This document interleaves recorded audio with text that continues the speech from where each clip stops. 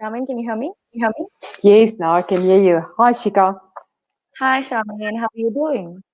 I'm very well, in yourself? You look stressed out. No, I'm not stressed out. It's all new to me, So the people ask questions, and yes, but we learn nothing. We're learning. I mean, it's all part of learning, and you're doing a great job. So, I mean, you just need to calm down and keep that smile on because it's all going great. Yeah, no, true. It's most definitely. It's new for everyone, so I think, Yes. yeah, I think some of the people are stressed out because it's new to them as well. So same for us. So yeah, but we all learn, and the next one will be better for sure. We're always learning, so and always the next one's going to be better. So, that's about Fantastic. that. And so, welcome to everyone Yes. who just tuned in and are watching us. This is panel 7 talking about In Focus. I really do not need to introduce Charmaine Fivers. I mean, everyone knows her, but still a little bit about Charmaine. She establishing a well-known brand over 16 years in the South African wedding and events market. Tentworks has been awarded many prestigious contracts under the leadership of Charmaine Fivers. To name a few is the CFO Award, Infrastructure Supply, Ghima Music Awards, Red Carpet Event, Wonk Music Award Gala Dinner, Afrikaans is the Groot Music Show VIP area. Charmaine Fivers, event professional since 2008, vast experience in planning luxurious weddings and also supplier of bespoke wedding infrastructure to the events industry, and the lady who has brought espousal online to South Africa for you all. Welcoming you, Charmaine Fivers, over this panel, and thank you so much for making this happen. Over to you Thank you. while the panelists enter. Yes. Thank you, Shika. Thank you very much for the opportunity.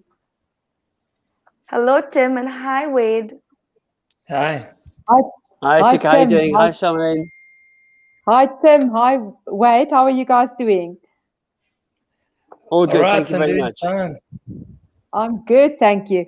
So, audience, on the screen with me here, we have Tim Moolman from Tim Moolman Photography, and we also have Wade Conway from Conway Photography. So, we are going to discuss In Focus, which is the focus on photography. So, guys, firstly, please introduce yourself to our audience. Maybe Tim, you can start. Tell us a little bit about who is Tim Moolman. Sure. So hello everyone, my name's Tim Moolman. I've been a professional photographer for about 18 years now. I started when I lived in the UK. I was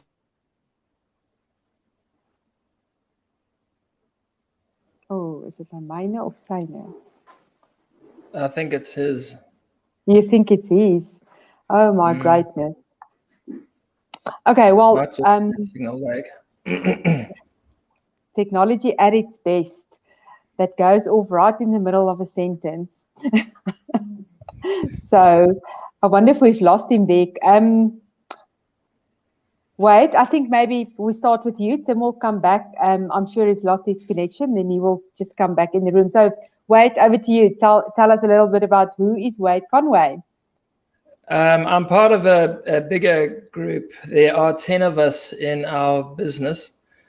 My wife and I started in 2009 under Zandra Conway Photography. I joined in 2011, and we started as a part-time photography business, and now we've been full-time for 9 years. And yeah, so my wife and I both shoot. And my wife mainly edits all the photos, and I've done a lot or majority of the shooting of the weddings. And we also are involved in video now for the last 3 years as well. We have in total now, we have a team of 10. So I manage the whole business.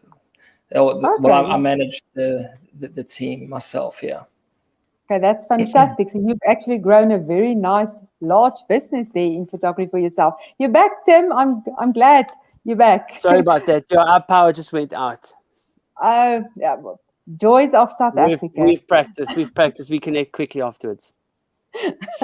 Fantastic. Tim, okay, so sorry you got interrupted in there. If you could maybe just finish off telling the audience I where you're gotta, from. yeah. So I learned my photography in the UK. I'm not sure where I got cut off, but I'll give you the short version. I learned my photography in the UK, and I set up by myself in 2007. So I've been solo since then. I enjoy photographing a wide variety of subjects. I get very bored if I just do one thing. So I photograph studio work, I do skateboarding, I do live music events, and of course, documentary wedding photography. And that's basically it. I work by myself.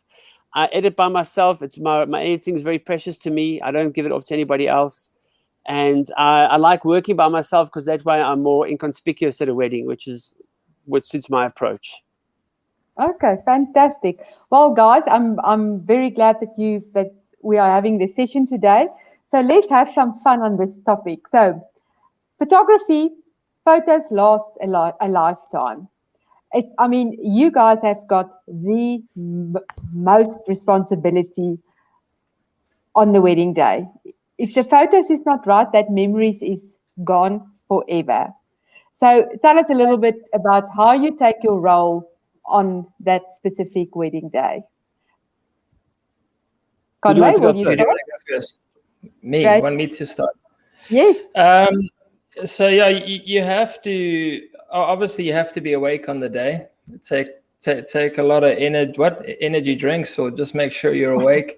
You need to know when to look for moments. For me, like for example, you need to perceive when the pastor is going to announce, the bride walking into the chapel. You need that first entrance shot. You need the first look of the groom crying as she walks down the aisle. That's a very important shot. You need the shot. You need to perceive when the dad is going to give her away. That's also very important. But I also find that that the more prepared your client is in knowing what's going to happen on the day, the better your photos are going to be at the wedding. For me, I think to put it down to something that's most important is moments. My wife taught me this when I first started photography, is you have to be awake for the moments. If you keep on looking at your camera, worried about your settings, or you're going to miss those moments that happen within a split second. Your eyes have to be awake. You got to learn how to train your eye to know, hey, there's a little girl over there. She's having a moment with her mom. Or even when the dad has the first look of the bride, when he sees his daughter for the first time, he's going to be crying. There's going to be a moment there as well. And those moments are the most treasured photos that people love. It's that impromptu, not posed moment that you freeze in time, basically. For me. Yes. Yeah. Okay, fantastic. And Tim, I mean, how does a wedding day typically play off for you, capturing that special memories? I have to agree with Wade. It is all about the moments. It is all about what is sincere and genuine, and which hasn't been posed or set up. Because no matter how beautiful people are when they're posed and set up, that isn't like a genuine moment. So I agree with Wade. You have to walk in. You have to be listening. You have to be listening what people are talking about. Who's perhaps telling a joke? Where are the kids playing? And all these things, you have to keep listening and watching the whole way through it. And that's how you get the whole story told. Because it's not, from my perspective, it's not just about the bride and groom and maybe their parents. It's their guests. It's their relatives that are visiting. So if I go into a wedding situation, I try and treat everybody as my friend or my family member. Because I know if I get a quirky photo of a certain guest doing something crazy, they're going to look at the photo and go like, that's Uncle Jim, and he always does that, and this guy always does that, or that girl always acts this way, or she's always laughing and joking. And they're going to know when they see these photos of these moments that that's something special to them, that they're going to recognize that in that person. So for me, I've got to photograph absolutely everything that I see going on is worthy of a photograph. Fantastic. Yeah, and I mean, that is exactly that special moments that that just goes by, that the bride and groom not necessarily can see because they are busy with their guests and with all the other formalities and everything they have to attend to. So that special moments that you capture is really, really very important. But I want to ask you guys this. You obviously get this a lot of times. I mean, we all get it in the industry. I've got the uncle that's going to take my photos. How do you respond to that? Because I mean, that's just like silly for a bride to actually, but you do get that. So what is your response to that? What advice can you give to brides to not fall for that trap? Do you want me to go first? Tim, let's change. So Okay. Conway, you went first last, so it's Tim's turn. Tim. I say good luck. I've done this. I've done this for long enough, and I'm old enough now to know that it's a big risk that they are taking, and that uncle is taking, because it's often an uncle who's won some online photo prize for a photo of a bird he took in the garden, and he's an amazing photographer. You must see his landscapes and his sunsets, and there is so much more to shooting a wedding than that. So when I have heard that question before, I try and say to them, well, you do know that it's a big responsibility, and you do know that he has to handle all the guests and different timings and different personalities, and he can't get upset by what anyone says about him. But look, you try and explain it to a potential bride and groom as best you can and as politely as you can. Does he have backup equipment? Does he have a lot of experience? Does he know where to stand? Oh, there's a million things you could throw at them. But whenever I've heard it, my first response is just, well, good luck, because you're taking a big chance there. You really are. Yeah, no, I think that's the best response. Most definitely. Conway, and what's your response to that? Have you ever tried working with family? Yeah, that doesn't go down. Your family is not going to treat you with professionalism. Never work. And also, you will wait for a long time for those photos to be edited. They're not going to be. You're not going to be treated on a professional level. Not only that, you see, Tim and I have done together collectively over 700, maybe 800 weddings together. So you can't swap experience of, you handing your day to someone that's highly experienced, that has been in every single situation you can think of in regards to a wedding going wrong.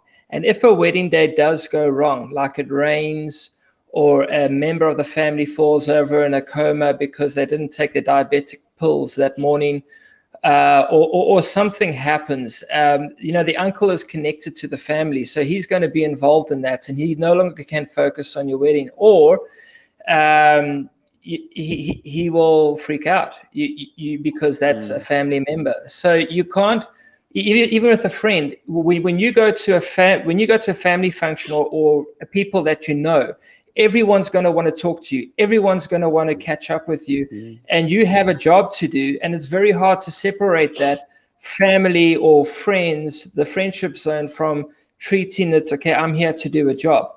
So, when you pay us, we arrive at the wedding knowing we've got a job to do, and our career is on the line. Not pleasing the bride and groom is on the line. But the biggest thing is, have you worked with family? It never works out. Yeah, no, most definitely. And the same goes for on that perspective, is for a wedding planner, the same thing goes for them. When people want to organize their own wedding, they want to do their own flowers, their own decor and everything. And then on the day, the family is running around trying to solve everything, and they've got nothing of the wedding. They don't enjoy the wedding. And then why are you even having a wedding if you're not going to enjoy it? What is the purpose of it? And yes, and exactly the same with photography. I mean, if you don't have professional photos afterwards, why did you even do it? Because that's the only thing you've got left of it. The day goes past so quickly. I mean, it might be 8 hours, but it feels like 2 in the end of the day, because there's so many things happening. And I mean, that's your job to capture that and to make sure that the bride has those memories, and the bride and groom has those memories afterwards, that they can actually enjoy it through the photos, the moments that they didn't get to see. So if I can just add there, and I'm yeah. sure Wade's heard it before, but I often hear at weddings, I wish I either get I wish we'd known about you before we booked our photographer, or I wish we'd booked a photographer instead of having our family member. Because I have every wedding, it's a variation of those two that you hear. And it's sad to hear of wedding disasters, because it's like, well, guys, you should have got a professional to do it for you. Yeah, and you know where that's coming from, and especially, you know, people want to try and save a buck here and a buck there, and then the family member comes up, no, I will take your pictures for you. But what advice can you give to brides and the grooms, the couples out there? Why are they paying the money that they are paying? I mean, they are getting worth for their buck that they are spending. So tell them a little bit what actually goes into that money, what they don't think about. Wait, it's your turn. My turn. I could the list could go on forever. You know, we do this full time, so that's number one. Number two, we have cloud apps to pay for. We have electricity to pay for. We have our own rent and cars to pay for, school fees and personal life to pay for. We have insurance that is a lot bigger than the normal person. We have a third liability insurance and car insurance and camera insurance to pay for. We've got Adobe programs to pay on a monthly basis. We have every 3 years we have to renew our cameras. So every 3 years, because of our shutter count, every photographer worries about their shutter count, even if it's a mirrorless camera. And you have to replace or service your camera every 3 years, and that's astronomically expensive, because the cameras we use starts at 45,000 Rand just for the body, and your lenses alone are between 30 and 40,000 each. So you know, every 3 years we have to buy new cameras. Every 3 years we have to upgrade our websites. When we finish, a lot of people see you just at the wedding working for those 9 hours. They don't see the amount of hours you sit at home full time on their wedding, working and editing away morning, day and night. So those hours that you spend on a wedding, it far supersedes what you actually spend on the day. So 1 hour is at least 4 to 5 hours at home. So, or 1 hour could be 10 hours at home. So we don't spend just 10 hours or 9 hours on the day. We could spend 100 hours in total just on your wedding, and someone has to pay for that per hour. So you thinking, well, me paying 1,800 or 2,000 Rand an hour for photographer is just astronomical expensive. But when you work it out, the time that we spend on your wedding at home, it only works out to 50 to 100 Rand an hour.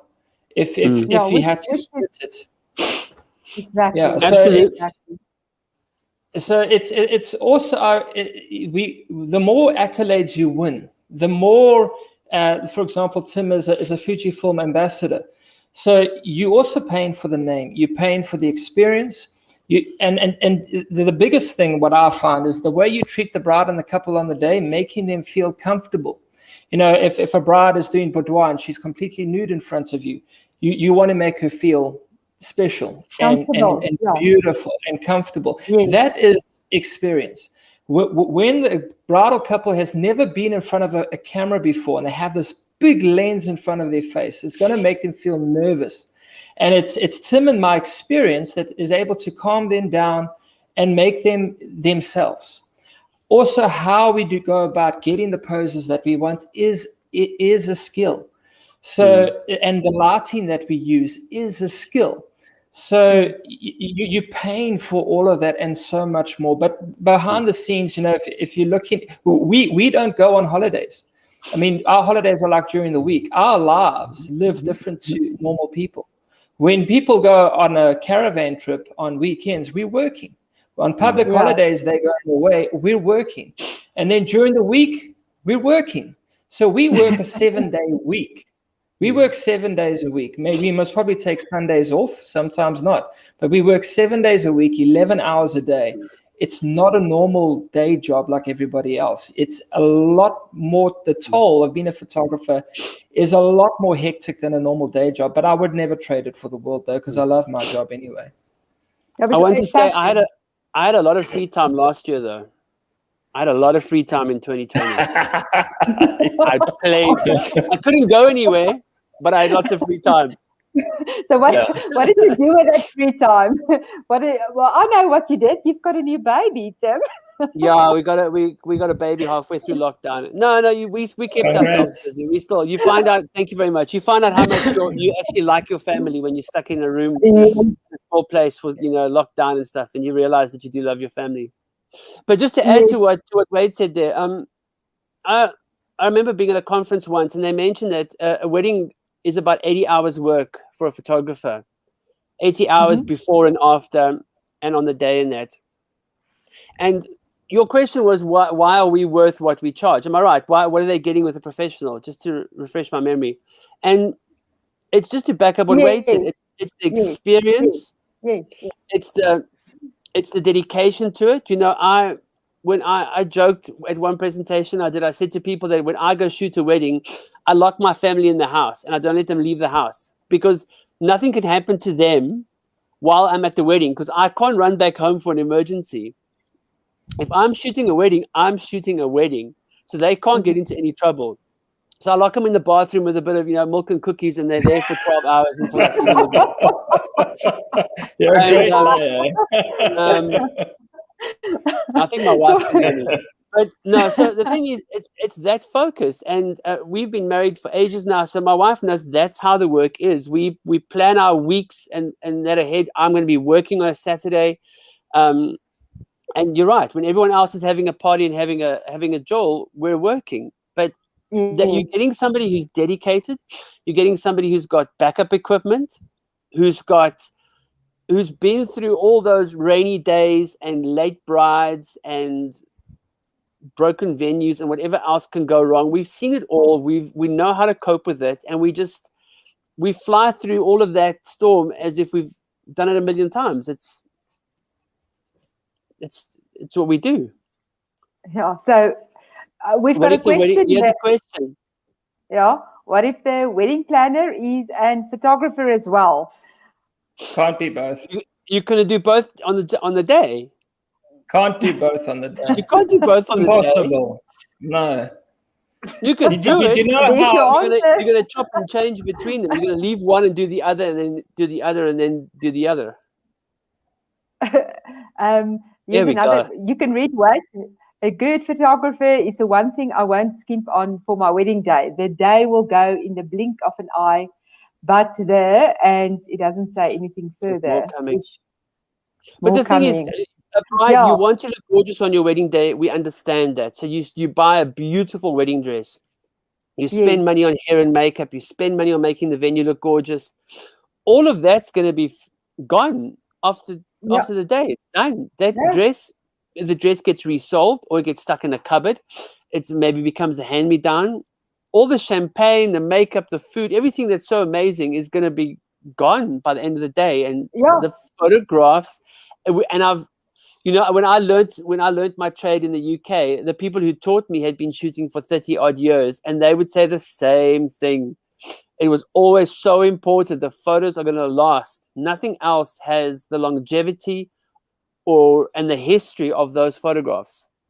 Yeah, for sure. No, definitely. A wedding is so expensive these days that you cannot cut on the photography. And we've got a comment here as well that says photography is very important.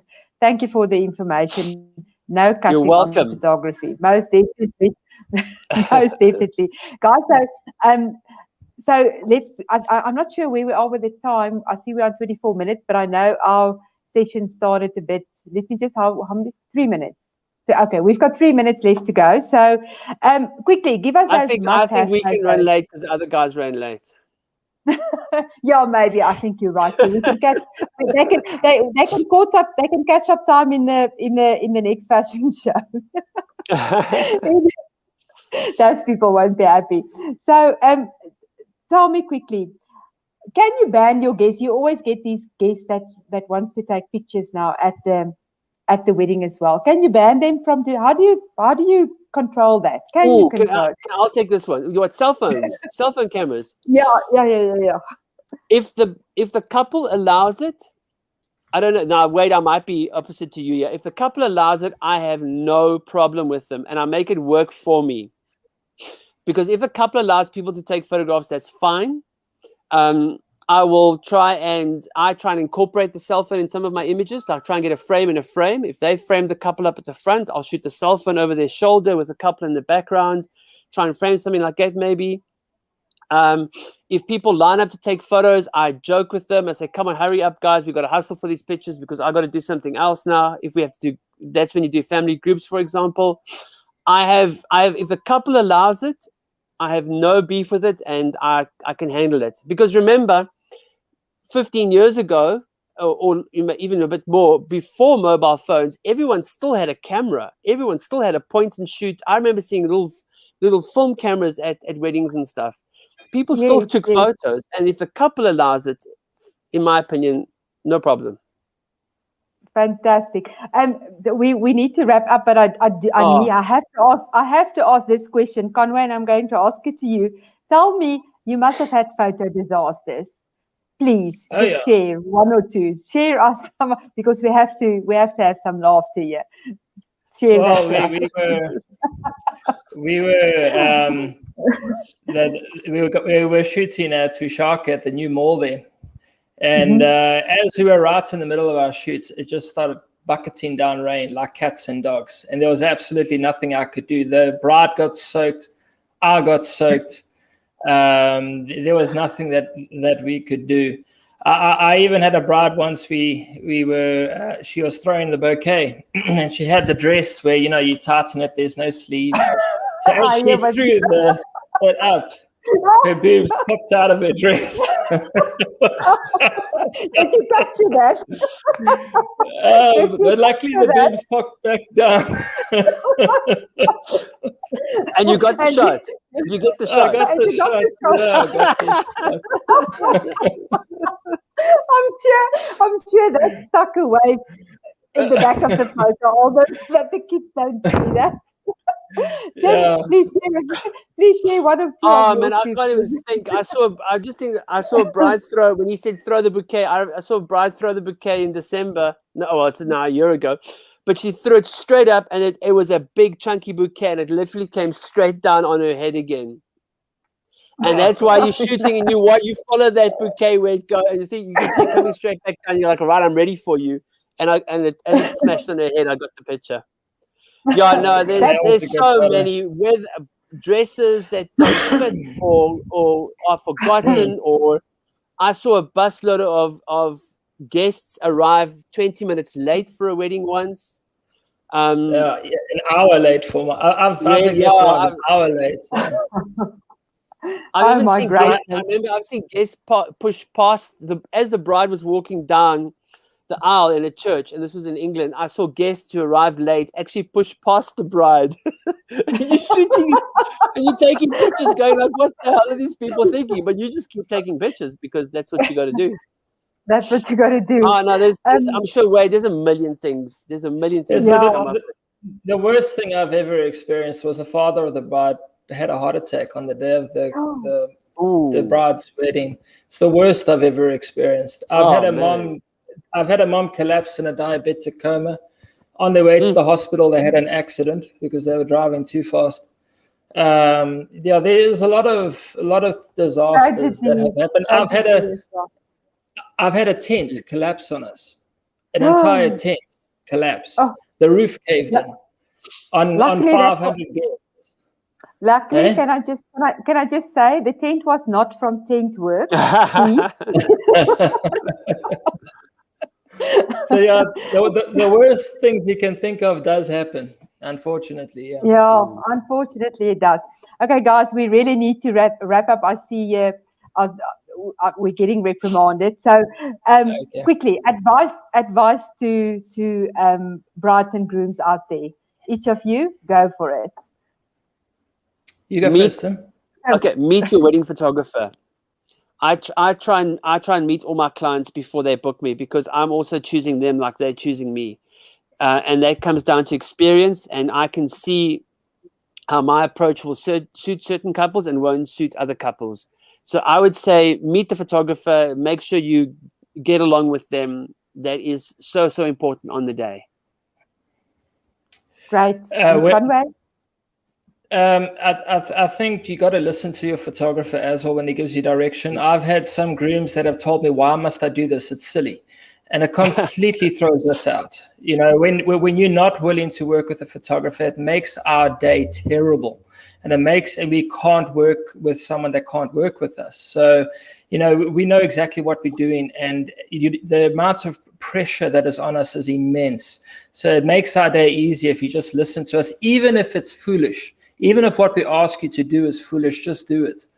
That's why you hired us. I've had some couples that have been not interested in photos at all, and I'm like, why am I here? So why